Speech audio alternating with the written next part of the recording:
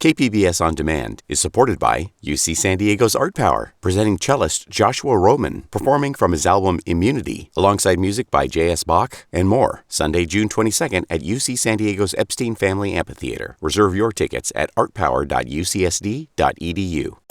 This week on Roundtable, we're focusing on arts and entertainment in San Diego, starting with Pride Weekend, how organizers are balancing a mix of in-person and virtual events this year.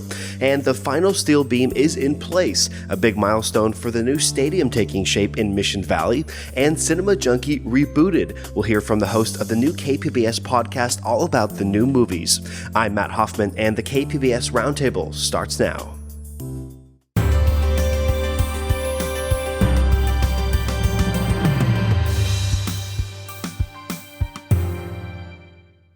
KPBS On Demand is supported by UC San Diego's Art Power, presenting cellist Joshua Roman, performing from his album Immunity, alongside music by J.S. Bach and more, Sunday, June 22nd at UC San Diego's Epstein Family Amphitheater. Reserve your tickets at artpower.ucsd.edu. Welcome to our discussion of the week's top stories. I'm Matt Hoffman, and joining me on this remote edition of the KPBS Roundtable are KPBS Arts Calendar Editor and Producer Julia Dixon-Evans, KPBS News Reporter John Carroll, and Beth Accomando, host of the KPBS Cinema Junkie podcast.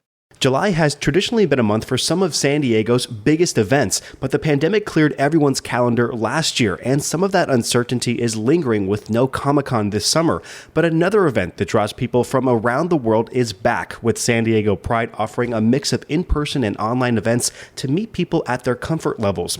Julia Dixon-Evans is part of the arts team here at KPBS and joins us to talk about Pride 2021. Hey, Julia.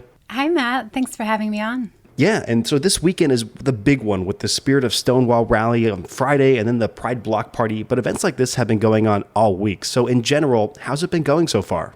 Yeah, so they kicked things off last weekend with SheFest and what they called the Resilience March. SheFest was actually the best attended year they've had for that program. And the Resilience March had something like 16,000 people. It was a protest march style. They walked from Balboa Park to Hillcrest. And it's kind of a far cry from the 250,000 people that they see out for the parade on a typical year, but that's still something. And you talked with the Pride Executive Director, Fernando Lopez. They talked about all the planning and all the uncertainties that they experienced this year. So what's different this time around? Yeah, one thing they said that struck me was they went from being a $4 million organization to being a $650,000 organization, basically overnight during the pandemic. And they also said that because major events like a parade just take so much advanced planning, they said as they looked ahead to this spring, the organization really had to come up with 3 budgets, one kind of for every stage of lockdown or full opening. And they realized pretty early on that the middle of the road option would be where they'd land. And that's this hybrid format they're doing this year. And what else is going on this weekend as far as the in-person events go? Yeah, so there's the Spirit of Stonewall rally. That's Friday at 6 o'clock at the Pride flag.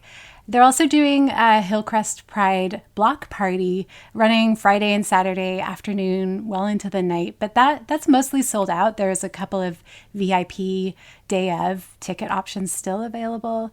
There's also something they're calling Pride at the Park. That's at VA Haas's outdoor park. There's going to be DJs and drag artists from RuPaul's Drag Race. That's Saturday evening. For kids, there's stuff too. There's a family gathering that's outdoors at the San Diego Youth Services Spring Valley campus. That's going to be on Sunday afternoon. And also something cool is next weekend, Escondido is hosting their first annual Pride. That's going to be on Saturday, street fair style. And also one thing on my radar is for soccer fans, there's a special Pride Loyal game.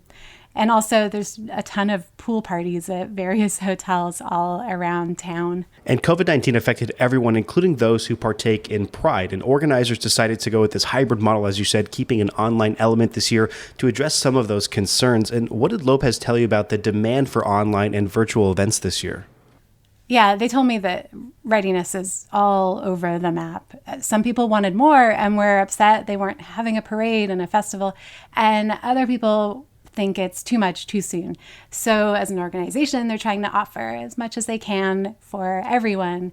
And Lopez said right now they're focusing on caring for their community. It's a period where LGBTQ individuals have been disproportionately impacted by the pandemic. This is coming from a place where these systemic inequalities, less of a support system. There's an astonishing rate of homelessness among LGBTQ youth. Something like 40% of homeless youth identify as LGBTQ. So that affects access to mental health services. It causes healthcare inequalities, and that all has made for a worsened toll from the pandemic. And even within their staff at Pride, they lost a lot of friends and family members. So they're all still grieving. Everyone has different comfort levels too. But also, they told me that last year, when it was fully virtual, they had 750,000 people watch the virtual content they put out. So that's triple what they usually see crowd-wise. We've been seeing very recently across the performing arts sector that people's interest in virtual events is starting to drop off a little bit, but it's still there. So hybrid is definitely the choice for them right now. And backing up a little bit, on Tuesday night, San Diego Mayor Todd Gloria took part in a special pride lighting ceremony at Balboa Park. This is also the first local pride with an openly gay mayor. How significant is that for Gloria and the pride organizers?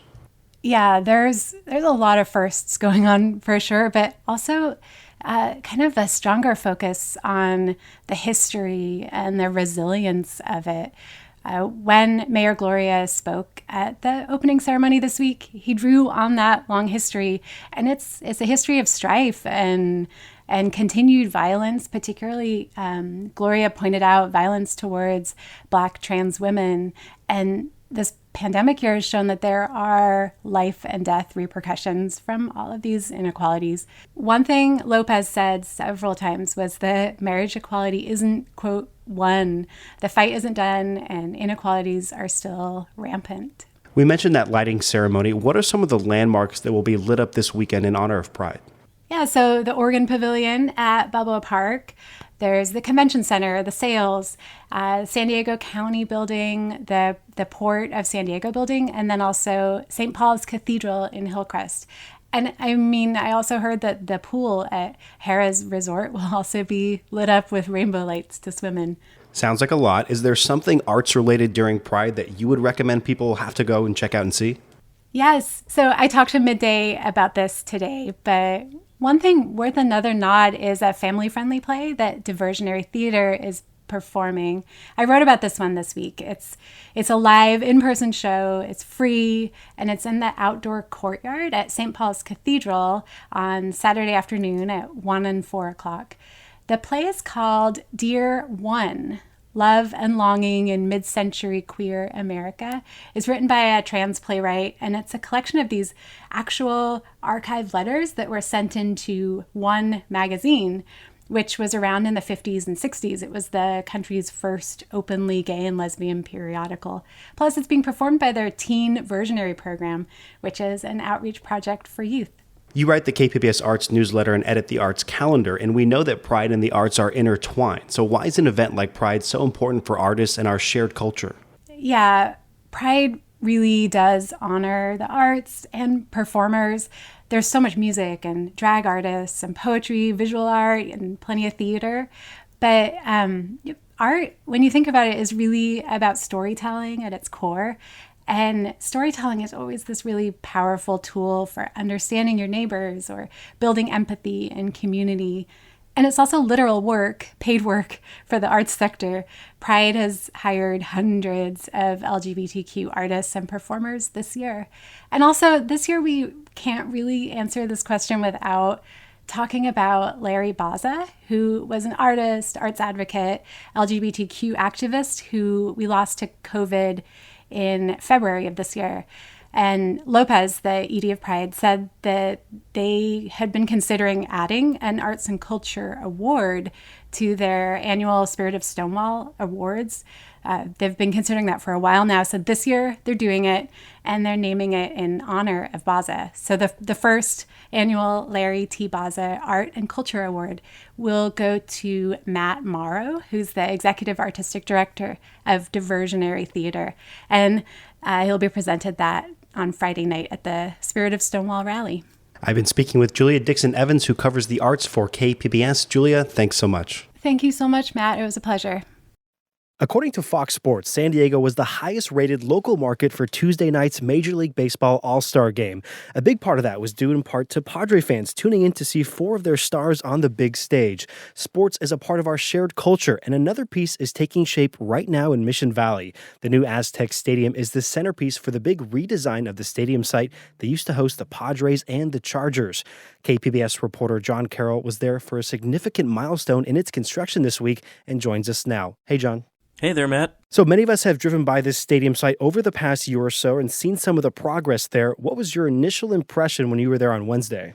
Well, the first thing is, if you haven't driven by in a while, or you just haven't looked over there, it's kind of a shock to not see the former stadium, by whatever name you want to call it, just not there anymore. Once you're close to it, and then inside, down on what used to be, or the field will be the field, as we all were on Wednesday, it's quite a bit smaller than the old stadium. But another thing that was kind of surprising is just how many workers are there, dozens and dozens of them. It's very clear they have a deadline that is as set in stone as any deadline can be, and they're moving really fast to get the new 35,000-seat Aztec Stadium ready for its debut next fall. So you were there for the topping out ceremony where the final piece of the steel frame was carried into place. And what did you hear from the people on site about this work and what it's like to be part of such a visible and high-profile project? Right. Well, there's a reason they call it a ceremonial topping out. There is still a lot of construction ahead. By the way, just on that note, it was really cool to watch that beam being lifted. Anybody there who wanted to sign it with these special white ink markers they had could do that. I did that. Then they lifted it with an American flag and a live tree on top of it. Now, I never knew this, but having a live tree on a topping out element, whatever it might be, is considered good luck when it comes to building something. But as far as what you were saying, the people there go, so it was, of course, all the construction folks, the media, and invited guests. Those were primarily big donors and prominent alumni of San Diego State. So all of those folks are deeply invested, both financially and emotionally, in this project. Now, you probably know this, Matt. You're a San Diego State graduate. It's been in the works for about 4 years now. You'll recall there was political wrangling over what would happen on that site, but voters ended up giving the nod to San Diego State, of course. So there's just a lot of energy behind this thing. And I have to say the feeling there was pretty electric. Lots of excitement about what's to come there. San Diego State's president said the stars have aligned when it comes to the speed in which construction has progressed, but we know that there could be delays. Does it look like they're on track to reach that goal of hosting Aztecs football there next year? So that seemed like the most obvious question for me to ask of Adela de la Torre. As I said in my story on Wednesday, she's absolutely certain that it's going to be ready by September 3rd of next year. Now, it had better be ready because on that day, the Aztec football team is scheduled to play the University of Arizona, and by the way, that game is already sold out. So I don't even want to think about the logistical nightmare it would be if for some reason the stadium isn't ready on that day. But Matt, just one quick anecdote on that.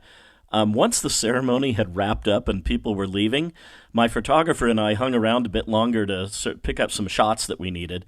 But even before all the guests were gone, folks from the construction crew started removing all the tables and these tents they had up there for shade that had been set up for the event. So that certainly told me they're not wasting a second. I mean, I'm no construction expert, but if any big project I've ever seen looks like it will come in on time, that would certainly be it. San Diego Mayor Todd Gloria was there on Wednesday, too, and called this project big, bold, and exciting, and the sort of thing that the 8th largest city in the U.S. should be doing. What else did he tell you about this transformation in Mission Valley? Well, this is a good time to remind everybody that this isn't just about Aztec Stadium. The stadium itself is part of a much larger overall project, as we're saying. They're calling it SDSU West, along with the capacity that will bring to enroll up to 15,000 more students. The site will also feature a river park which will give access to the San Diego River that San Diegans have never had before in that area. Should be really beautiful. There will also be a research and innovation district and 4,000 new homes. Now, that last one really set off some alarm bells in my head because, anybody who's done any driving around Mission Valley knows how horrendous the traffic is. So I asked the mayor about that. He's, of course, thinking about the dire need for more housing in this city, but he pointed to a huge regional transportation plan that SANDAG will be taking up later this year. That's the San Diego Association of Governments. Of course, that part of Mission Valley already has very good bus and trolley service. There's that station right there that they built for the former stadium. But Gloria says this plan will include much more infrastructure that he says will keep that area from becoming even more congested. We'll see. But even if the SANDAG board passes the plan in the form that the mayor would like, it's still going to take years to build out that new infrastructure. And those new residents of Mission Valley will have lived there for a number of years by that point, so we'll see. Now, John, these things don't always go according to plan, and those who have been in San Diego for a while, they might remember many delays in building Petco Park, and maybe a more recent example is the Midway redevelopment that's still on hold. Is there anything that we can point to for why this process seems to be going a lot smoother? I'd have to return to remembering who has been supporting this project from the get-go. There are a lot of San Diego State alumni in this town, obviously. Some of them are pretty prominent folks. So when you have that kind of base of support, those folks reach out to their friends in the community, and that builds a real big energy.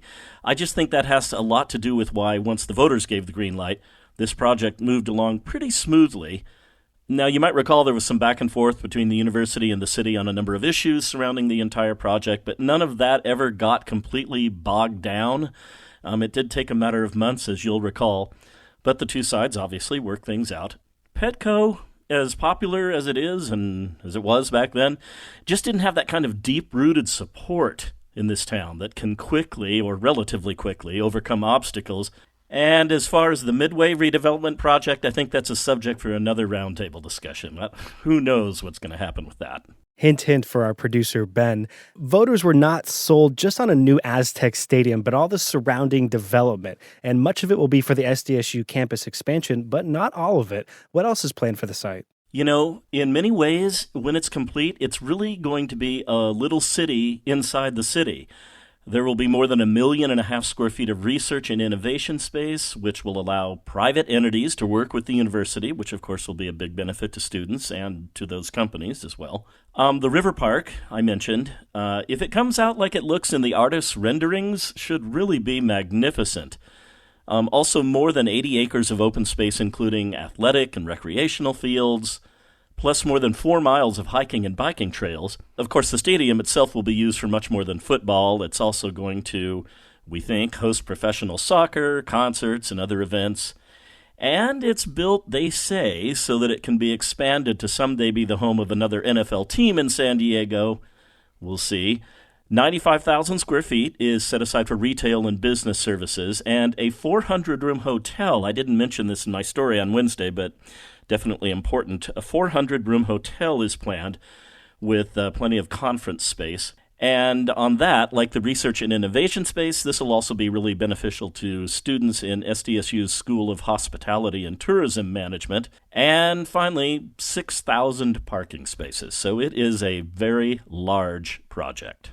And so we know that this was sort of ceremonial, but do we know which pieces will come next once the stadium work is complete? I know that the River Park is being built out either right now or very soon, along with the stadium. But beyond that, I do not know. But of course, you can count on us at KPBS. We'll keep on top of that, and we'll let our audiences know as this really huge project comes into reality for San Diego. I've been speaking with John Carroll, reporter for KPBS News. You can find his story on the new stadium at kpbs.org and on the KPBS YouTube page. Thanks so much, John.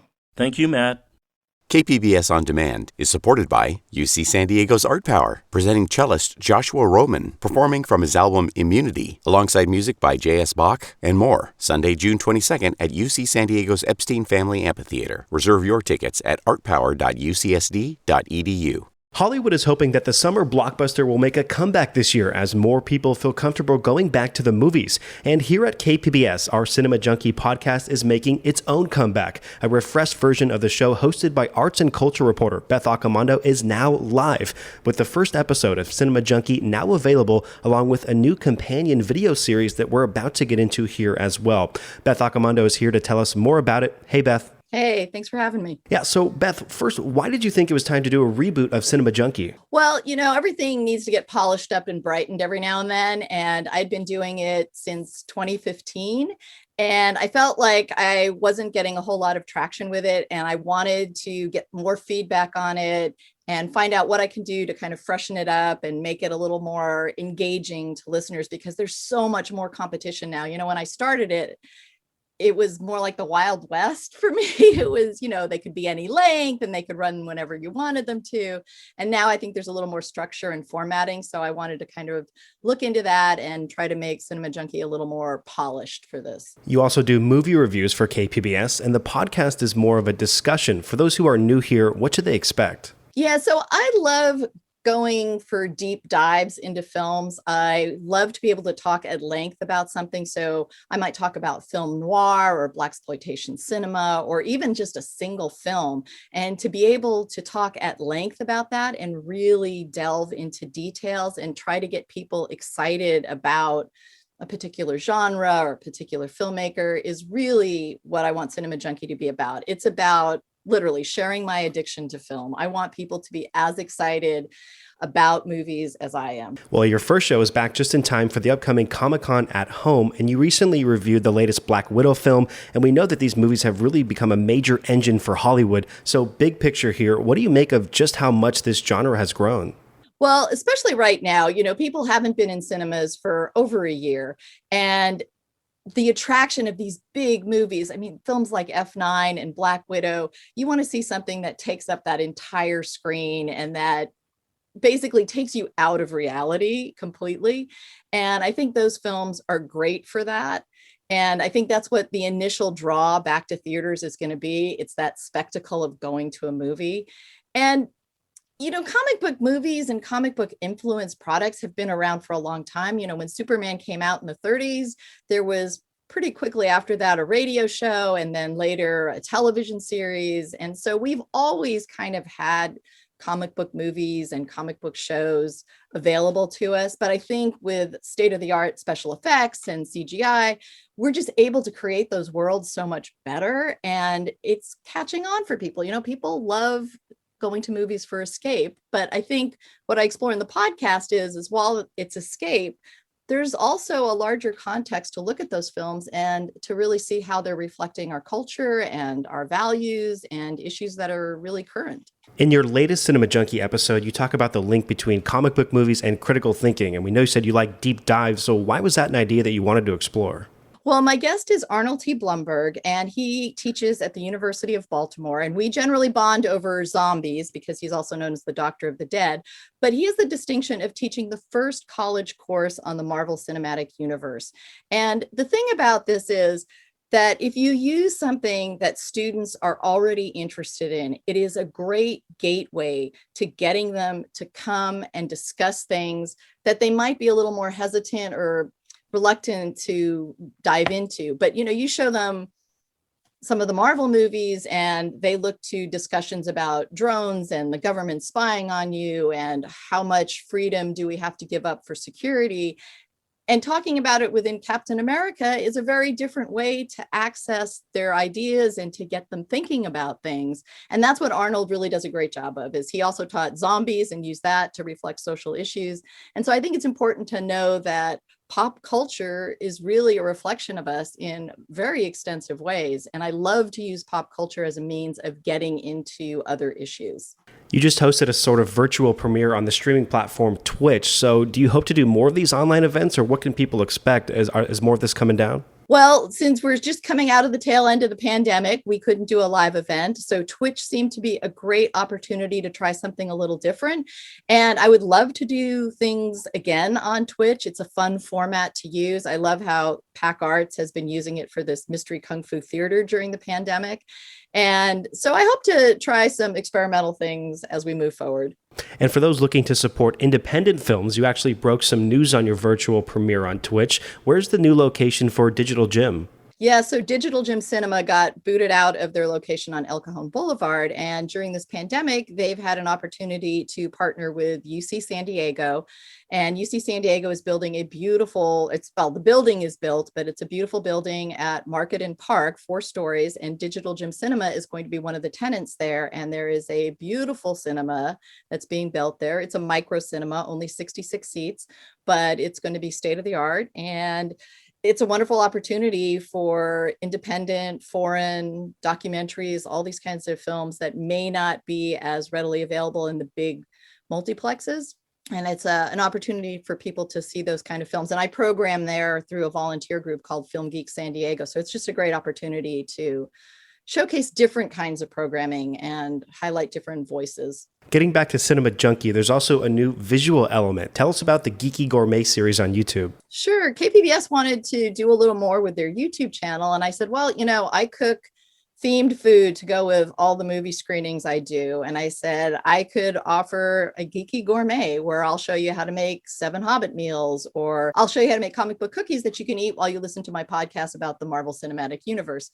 So it was just an opportunity to, again, share my addiction to film and the fact that film is about a communal experience. It's about watching films with other people and having some sort of event around it, even if that event is just serving some treats along with the movie in your living room. Well, it sounds like it's been a busy time for you, and we know Comic-Con at Home is coming up soon, and you'll be covering that as well. And finally, if you can remind us, when can we expect new content from your Cinema Junkie podcast, and where can we find it? Sure. Cinema Junkie comes out every other Wednesday, and you can go to kpbs.org/Cinema Junkie. I've been speaking with Beth Accomando, host of the KPBS Cinema Junkie podcast. She also covers arts and culture for KPBS News. Thanks so much, Beth. Thank you. That wraps up this week's edition of the KPBS Roundtable. I'd like to thank my guests, all from KPBS News, Julia Dixon Evans, John Carroll, and Beth Accomando.